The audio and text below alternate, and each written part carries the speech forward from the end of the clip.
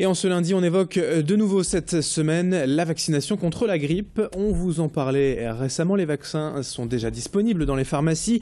Mais pour continuer de sensibiliser la population, l'Institut Pasteur lance également sa campagne de prévention, car chaque année, la grippe saisonnière touche tout de même jusqu'à 7 millions de personnes en France.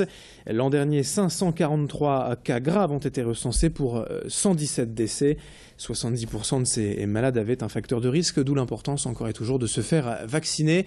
Notre journaliste Céline Huret a fait le point avec le directeur du pôle vaccination de l'Institut Pasteur, en faisant bien la différence entre la grippe saisonnière et le virus Ebola. L'Ebola, c'est une maladie qui n'existe pas en France. D'accord. Le temps d'incubation pour cette maladie virale Ebola étant de 3 semaines.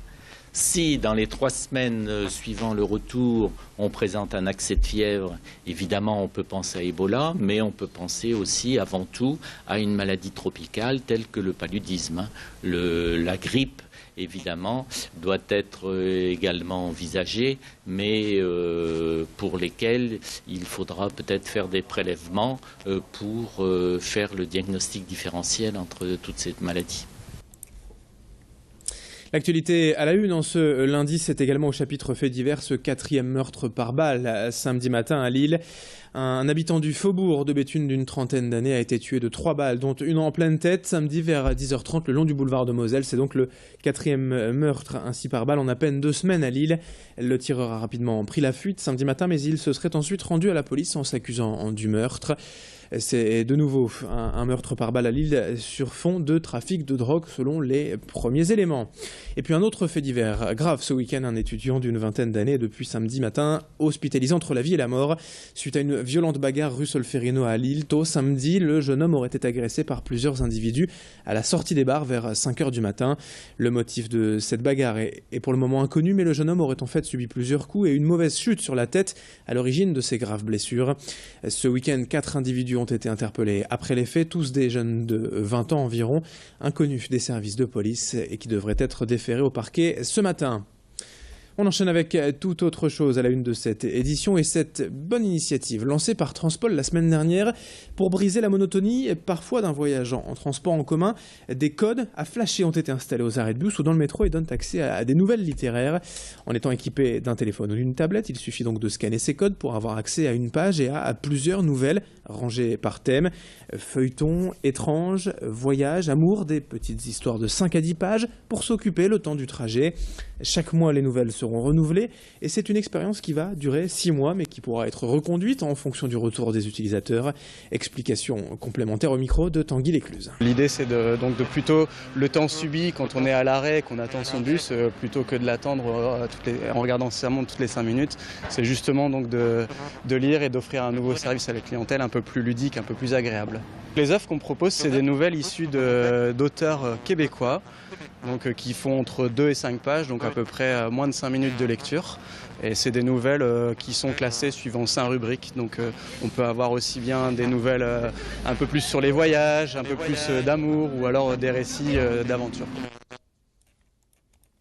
Quelques images également pour enchaîner avec cette initiative également et cette expérience de la clinique de la miterie à l'homme.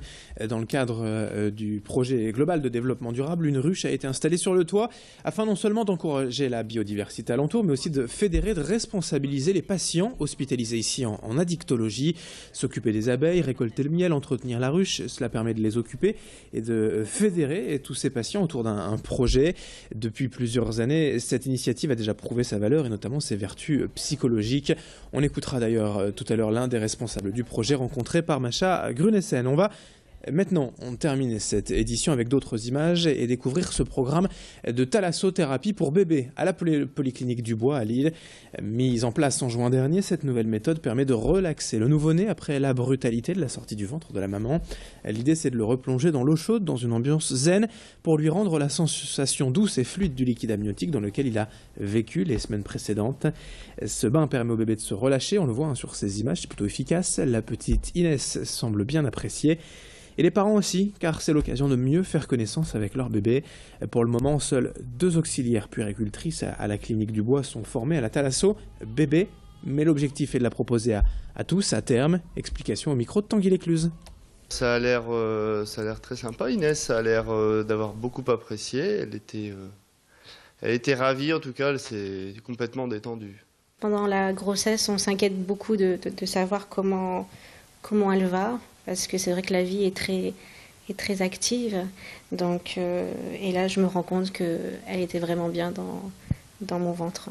Tu n'as pas eu le temps de dire au revoir à Madame Lo, hein, le jour où tu es venue dans ce monde ici. Et voilà, on va te permettre aujourd'hui de la retrouver. Voilà. Et hop. Voilà. Ah oui, tu la reconnais.